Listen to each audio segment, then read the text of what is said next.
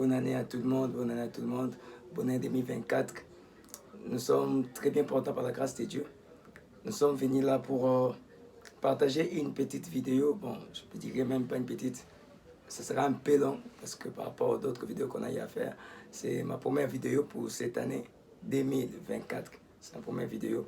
Et je crois que Dieu va nous soutenir par sa grâce et sa miséricorde.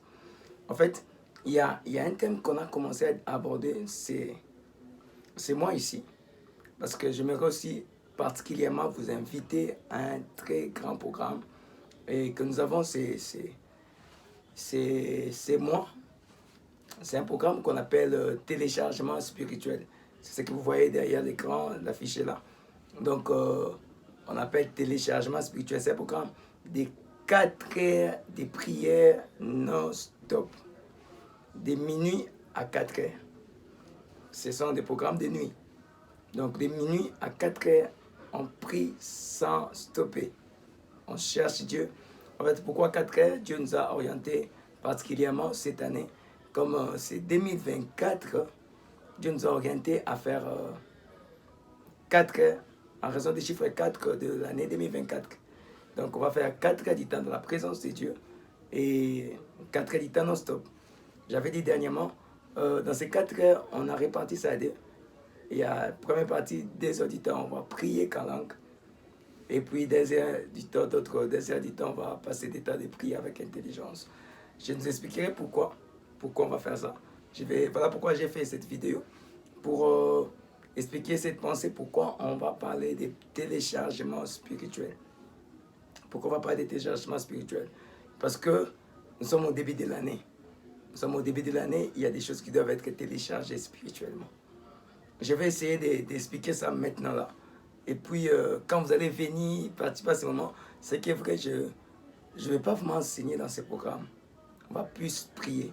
Et j'enseigne presque pas. On va beaucoup plus prier. Prendre le temps dans la présence de Dieu et prier. C'est ça en fait le but de ce programme. Si je fais cette vidéo, c'est pour donner cet enseignement à tout le monde, partout où vous êtes. Vous pouvez comprendre le but de ce programme, afin que quand vous serez là avec nous en prière, ça montrerait de voir dans quelle possibilité on pourra mettre aussi ça en direct, que ce soit aussi en live. On se montre de voir parce que si Dieu nous dispose des matériels possibles, on pourra les faire comme ça. Sinon, pour l'instant, je voulais d'abord partager cette pensée du téléchargement spirituel, afin que quand on sera là les vendredis prochains, on va juste prier, passer plus de temps dans la présence de Dieu pendant 4 heures du temps. Je vais lire un passage qui va un peu beaucoup nous intéresser. Ésaïe chapitre 61. Ésaïe 61, les premiers versets. Je pourrais arriver jusqu'au verset 2. Jusqu'au verset 2, bon, je suis en train de voir. Peut-être au verset 3, je vais me limiter là. Il est écrit, je lis au nom de Jésus-Christ. L'Esprit du Seigneur, l'Éternel, est sur moi, car il m'a oint pour porter des bonnes nouvelles aux malheureux.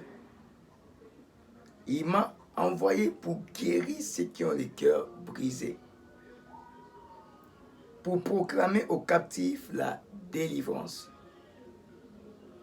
pour proclamer aux captifs la liberté. Je lis la délivrance parce que je suis de l'autre côté.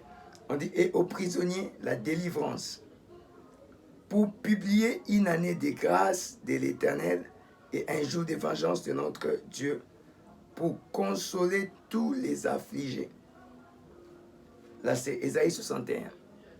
C'est un passage qui parle de ce que Jésus devait accomplir. Ce que Jésus devait accomplir.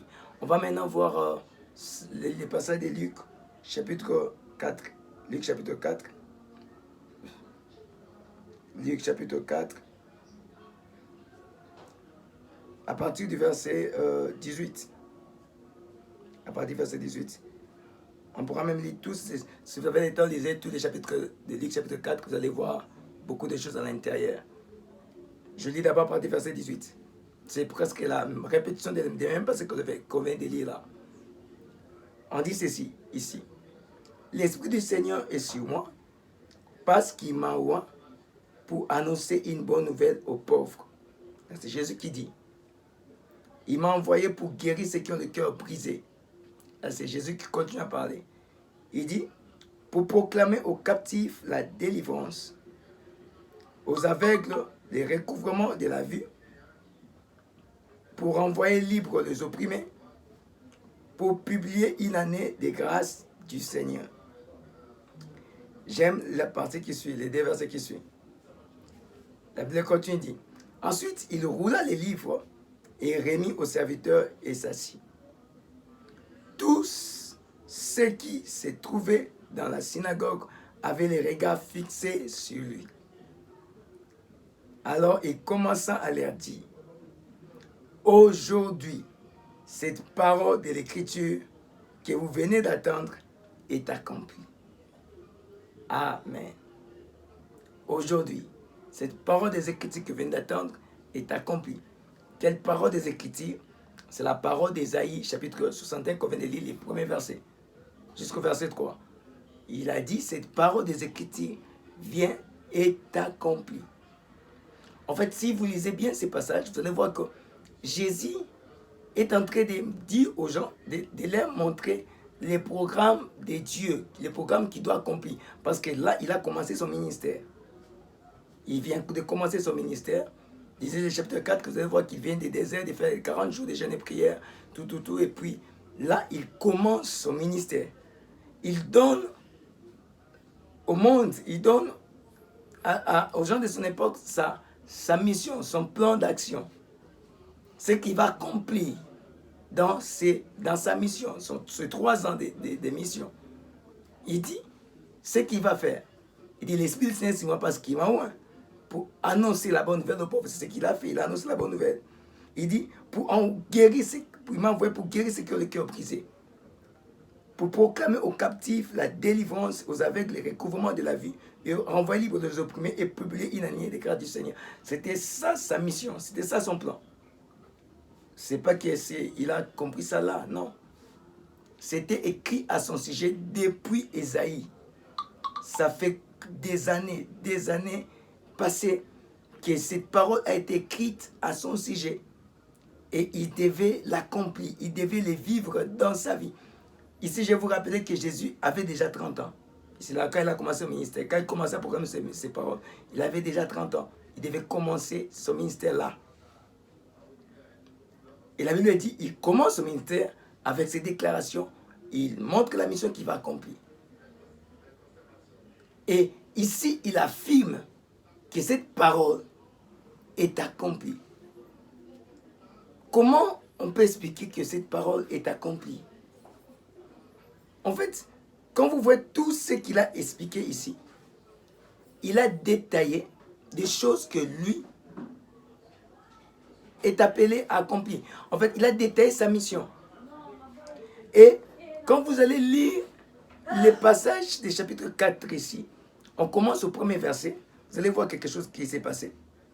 On dit, le verset 4, le verset 1er plutôt, on dit, Jésus rempli du Saint-Esprit, revint du Jourdain, il fut conduit par l'Esprit dans les déserts, où il fut tenté par les diables pendant 40 jours et 40 nuits. Avant de venir proclamer cette parole, cette prophétie, et d'affirmer que ça s'est accompli, il était d'abord dans un temps de prière, de 40 jours, 40 nuits, sans manger, sans boire. Et pendant ces temps, je dirais, il était en train de télécharger cette parole d'Ésaïe. Ces paroles d'Ésaïe. Parce que pour libérer ceux qui ont le cœur, pour guérir ceux qui ont le cœur brisé, il devait avoir en lui une application en lui pour guérir ceux qui ont le cœur brisé. Pour annoncer la parole, il devait avoir la parole à annoncer, une application de la parole en lui pour annoncer la parole aux pauvres. Pour recouvrir les yeux des aveugles, il devait avoir une application pour donner aux aveugles le recouvrement de la vie. Il devait avoir toutes ces applications en lui. Il devait télécharger ça avant de commencer sa mission. Et la Bible dit, il a passé 40 jours, 40 nuits dans les déserts. Pendant ces temps, je dirais que c'était un temps de téléchargement. il téléchargeait la prophétie d'Ésaïe 61. Il téléchargeait les applications qui pouvaient lui permettre d'accomplir et de vivre tout ce qui est écrit dans Ésaïe 61. Il était en train de les télécharger. Il les a téléchargés, toutes les applications. Parlant du téléchargement, je n'ai pas voulu commencer par les définitions et je vais finir par là. Il a fait le travail de téléchargement de toutes les applications et des données qui vont lui permettre d'utiliser cela afin d'accomplir Ésaïe 61. Quand il a fini le téléchargement pendant 40 jours et nuits, sans manger, sans boire, le verset 14, on dit « Jésus revêtu de la puissance du Dieu ». Donc, il était à 100%. Il a su que toutes les données, toutes les applications qui sont susceptibles d'accomplir cette mission étaient déjà en lui. Ces applications étaient déjà en lui. Voilà pourquoi, quand il s'est tenu à la synagogue, il a commencé à déclarer que cette parole qu'il vient d'attendre est accomplie aujourd'hui. Bien aimé, je vais parler un peu, expliquer du téléchargement. Télécharger, c'est juste transférer les données d'un ordinateur à un autre. D'une machine à une autre. C'est ça, télécharger. Je me suis plus inspiré par rapport à ces passages, à ces messages. Je me suis inspiré par le téléchargement des applications dans les téléphones. Vous savez, quand aujourd'hui, on a des smartphones. Avant, on avait des téléphones on n'avait pas des smartphones. On avait des téléphones qui avaient juste des appels. Il n'y avait pas d'autres applications. Les systèmes étaient limités. Les fabricants des anciens téléphones avaient mis un système un peu limité. Présentement, on a des smartphones. Les smartphones nous permettent à travailler à causer avec des gens sur le plan international. Les smartphones nous sortent un peu sur le plan local, nous amènent un peu à naviguer sur le plan international afin de pouvoir communiquer avec plusieurs personnes. Avec les smartphones, tu peux avoir les WhatsApp, tu peux avoir les Facebook, tu peux avoir toutes les applications de communication sur le plan international avec les smartphones. Et j'ai eu un temps de réaliser quelque chose, à étudier l'histoire des téléphones. La Bible dit, la nature ne vous enseigne-t-elle pas? En fait, en observant ce qui se passe avec les téléphones, j'ai compris une réalité avec la vie chrétienne. La vie chrétienne, quand on était des païens, on était comme des téléphones sans smartphone, qui n'étaient pas des smartphones. Tout païen est comme un téléphone qui n'est pas smartphone.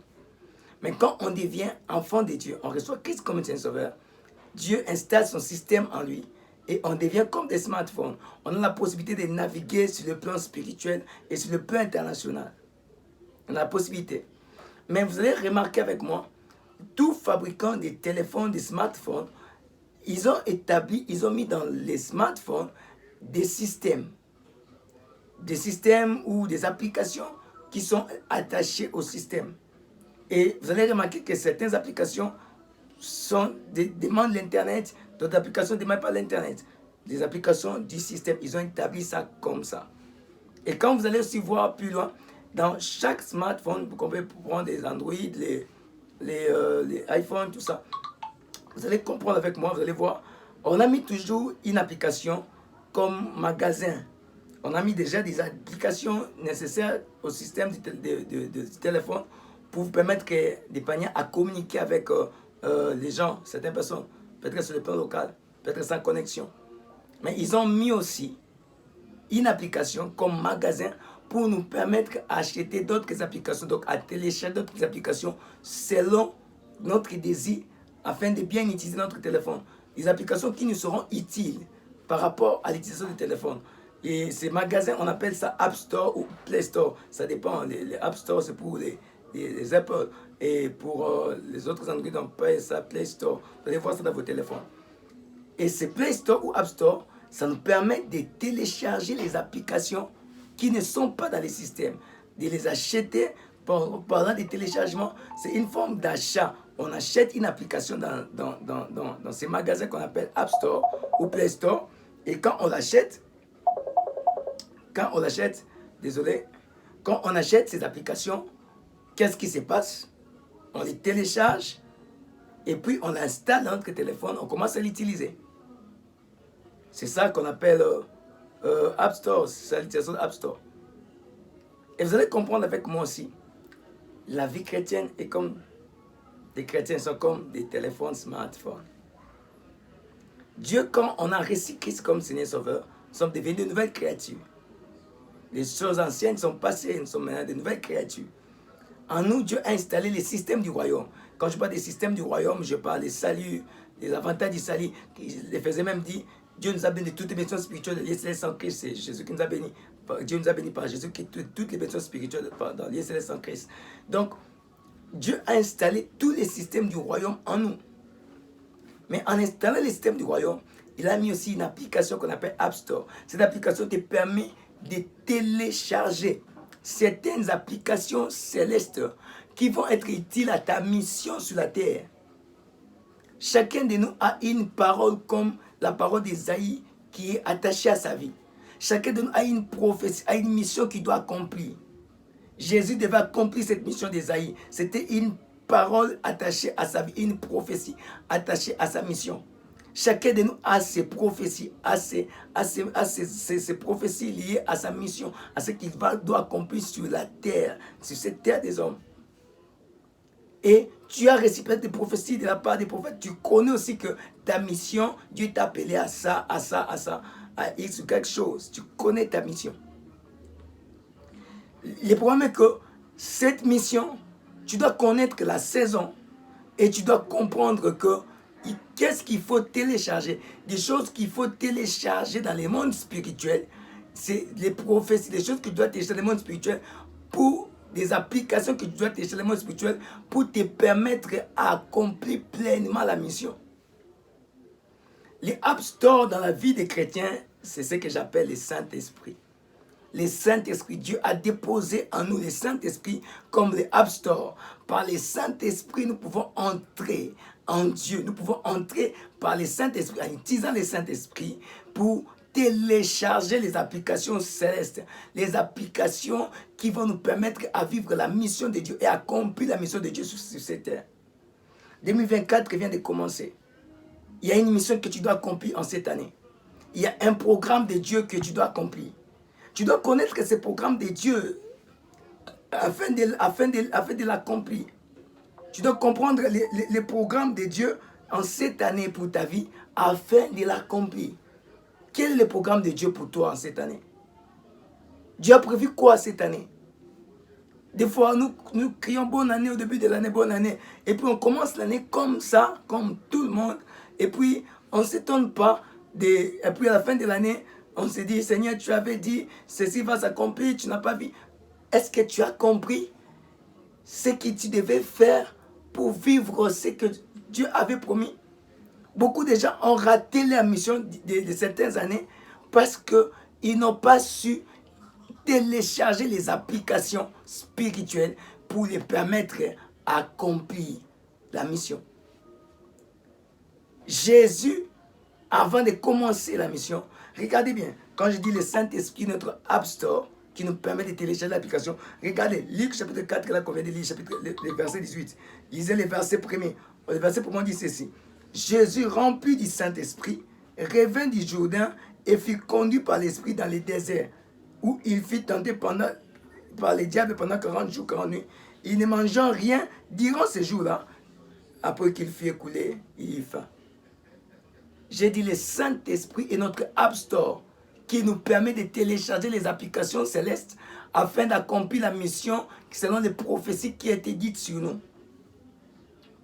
Jésus était rempli du Saint-Esprit et l'Esprit l'a conduit dans les déserts pour télécharger les applications comme guérir ceux qui ont le cœur brisé, comme recouvrir les yeux des aveugles, publier une année de grâce du Seigneur pour annoncer la bonne. Il a déjà cette application-là pour accomplir sa mission.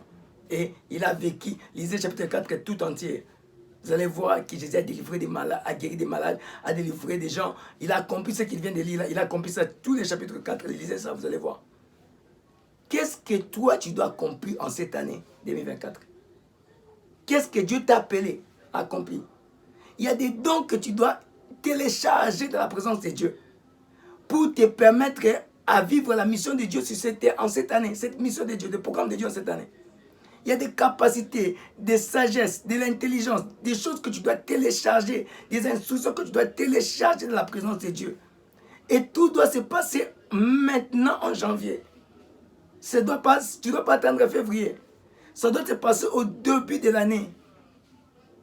Et vous savez, quand on doit télécharger une application, pour nous, bon, partout, tu dois voir l'Internet, les mégas, les gigas, tu dois voir la connexion, tu dois voir les datas, tu dois voir les gigas, l'Internet, les mégas. Et pour avoir les mégas, on doit payer l'argent pour acheter les forfaits mensuels, pour payer l'abonnement pour l'Internet. On doit payer ça. C'est un prix à payer. C'est un prix. On n'a pas les gigas ou les mégas ou les datas comme ça. On les a par un prix. On paye l'argent pour les avoir. Et c'est ce que j'appelle les sacrifices. On doit payer un prix au début de l'année. Et ce prix doit être orienté par le Saint-Esprit. Il faut prier au Saint-Esprit. Saint-Esprit, la Bible dit, Jésus était rempli et conduit dans les déserts. Remplis-moi et conduis-moi dans les sacrifices que Dieu veut que je fasse au début de cette année.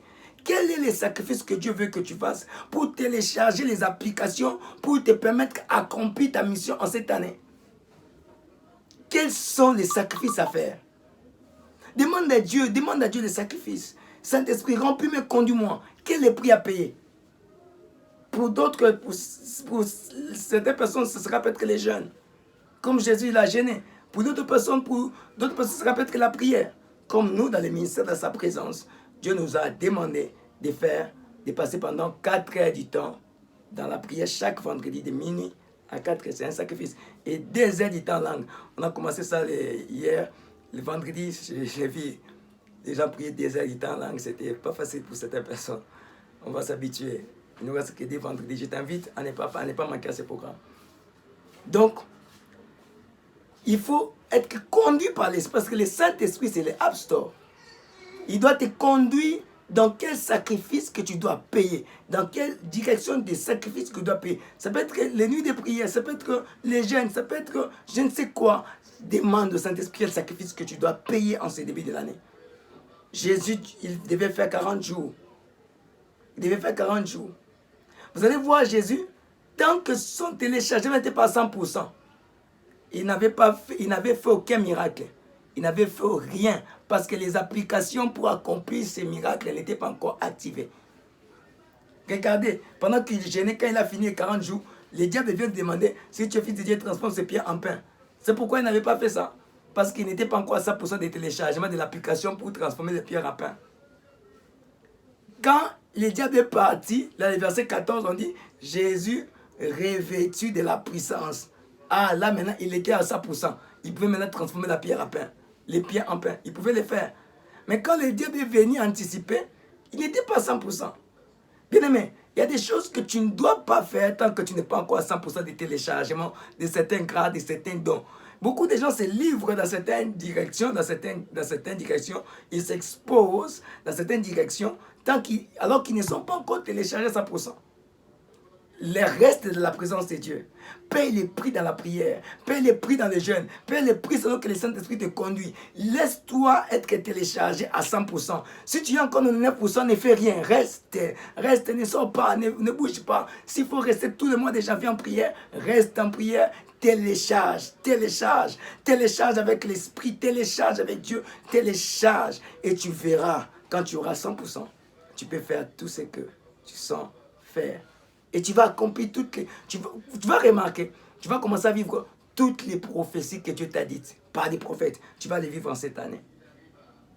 Je prie que le Saint-Esprit te remplisse et te conduise dans les sacrifices de téléchargement. Que tu paies les prix pour les dates. Et je voulais expliquer, comme on dit, j'étais en train de dire pourquoi on prend 2 heures du temps de prière en langue et autres 2 heures, on prend en prière intelligence. Je vais lire un passage pour nous expliquer cela. Ça va être intéressant. Prenons 1 Corinthiens, chapitre 14. 1 Corinthiens, chapitre 14. 1 Corinthiens, chapitre 14. En fait, quand j'expliquais, je dis, je me suis basé, je me suis inspiré des téléphones, des applications liées au téléphone. Et en fait, la prière en langue, c'est quoi en fait? La prière en langue, c'est la charge de ton téléphone. Quand le téléphone n'est pas allumé, tu ne peux pas télécharger les choses. Quand le téléphone est allumé, tu peux mettre les mégas, les gigas, les datas, et puis tu peux télécharger les choses, et puis continuer à télécharger certaines applications. Si le téléphone n'est pas allumé, tu es lobat, sache-le que tu aies des datas, que tu aies des datas d'une année, ou des mégas, des gigas d'une année, ça ne pourra rien faire tant que le téléphone est lobat. Le parler langue, c'est une opération de recharge. Quand on prie en langue, plus tu pries en langue, plus tu te recharges, tu recharges ton téléphone. Tu es en train de charger ton téléphone. Tu es en train de charger ta vie spirituelle. Tu es en train de t'amener à être actif, à être éveillé spirituellement. Parce que le parler langue nous ouvre dans le monde spirituel. Ça alimente notre esprit. Ça rend notre esprit allumé, éveillé. Regardez ce que la Bible dit. Chapitre 4, on dit ceci. Celui qui parle en langue s'édifie lui-même. En d'autres termes, dans d'autres versions, celui qui parle la langue, c'est construit, c'est construit. Vous voyez, quand vous mettez le téléphone en charge, vous voyez, il y a d'autres téléphones qui mettent comme des briques, hein, la partie où il y a la charge, première brique, deuxième, troisième, jusqu'à 4, comme ça, puis le téléphone est full. D'autres, ce sont des pourcentages, ça monte, ça monte, ça monte. C'est une forme de téléchargement. Et quand tu pries en langue, tu t'édifies, tu mets la charge dans ton téléphone, tu mets la charge dans ton esprit, tu charges ton esprit, tu rends ton esprit éveillé afin de pouvoir télécharger certaines choses. La prière en langue nous ouvre dans le monde spirituel et nous allume spirituellement. Voilà pourquoi dans ce programme, on nous sommes dit on va faire des heures de prière en langue et des heures. Pourquoi des heures de prière en langue et des heures de prière en intelligence? On va lire encore dans le chapitre 14 toujours, 1 Corinthiens chapitre 14, les versets 14 à 15. On dit ceci. Car si je prie en langue, mon esprit est en prière. Mon intelligence demeure stérile. Je vais expliquer ça, je vais arriver là. Le verset 15 nous dit, que faire donc? Je prierai par l'esprit. On commence d'abord, je prierai par l'esprit, d'abord par l'esprit. Donc je dois d'abord commencer à prier en langue. Et puis, mais je prierai aussi avec l'intelligence. Donc je prierai aussi avec l'intelligence. Je chanterai par l'esprit, je chanterai aussi avec l'intelligence. Donc tout doit commencer d'abord par l'esprit et avec l'intelligence doit venir après. Donc on passera des heures de temps à prier en langue et des heures de temps à prier avec intelligence. Donc tout doit commencer par l'esprit et deuxièmement, ça doit commencer par l'intelligence. C'est ça notre programme. Je t'invite pour ce programme. Ne manque pas le vendredi prochain. Regardez ce qui se passe. On dit ceci. Car si je prie en langue, mon esprit est en prière, mais mon intelligence demeure stérile. Mon intelligence demeure stérile. On va lire un autre passage. Dans Romains chapitre 12. Vous allez voir ce qui se passe quand on prie en langue. On dit mon intelligence demeure stérile. Romains chapitre 12, verset 1 à 2. On dit ceci. Je vous exhorte donc, frères, par les compassions de Dieu, à offrir vos corps comme un sacrifice vivant, saint, agréable à Dieu, ce qui sera de votre part un culte raisonnable. On continue à dire ceci. Ne vous conformez pas au siècle présent, mais soyez transformés par le renouvellement de l'intelligence.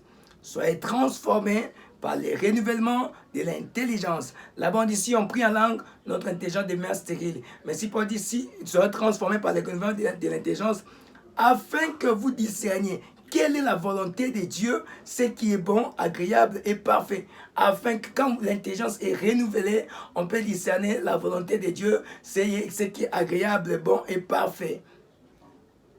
Je vais vous dire ceci. Quand nous prions en langue, l'intelligence demeure stérile. En demeurant stérile, l'intelligence entre dans le processus de renouvellement. Ah, je vais bien vous expliquer. Vous voyez, quand nous dormons, nous entrons dans le repos. Notre cerveau se renouvelle. Ce travail se restaure. Et notre intelligence se renouvelle. De la même manière que quand on prie en langue, notre intelligence se renouvelle de pouvoir comprendre la volonté de Dieu. Celui qui prie beaucoup en langue, son esprit est ouvert pour comprendre et discerner la volonté de Dieu. On priera beaucoup en langue pour comprendre et discerner la volonté de Dieu pour cette année. Qu'est-ce qui est bon pour nous? Qu'est-ce que Dieu trouve bon? Qu'est-ce que Dieu trouve agréable? Qu'est-ce que Dieu trouve parfait? Pour les discerner, pour travailler dans le renouvellement de l'intelligence, on va prier en langue et faire entrer notre intelligence dans les processus de renouvellement. Je t'invite dans ces programmes des 4 heures de prière non-stop. Les vendredis prochains, ne manque pas. Nous sommes sur Zèbre, chapitre 65. Bon, je parle des chapitres, c'est pas chapitre. Nous sommes sur Zèbre, avenue Zèbre, excusez-moi, avenue Zèbre, numéro 65, arrêt Abeti. Si vous êtes, je ne sais pas si vous êtes des côtés de Rompongaba ou Lemba Super, vous limitez, vous prenez Rompongaba, vous descendez sur l'arrêt Abeti, vous montez les escaliers, il y aura l'avenue Lopa, vous demandez Zèbre, les codes bon départ, vous arrivez là, et si vous appelez, vous allez voir toutes les indications sont sur notre affiche qui va s'afficher là. Donc que Dieu bénisse, passez une bonne soirée à tout le monde. Where the darkness cannot find me, if your face is all I see, oh, I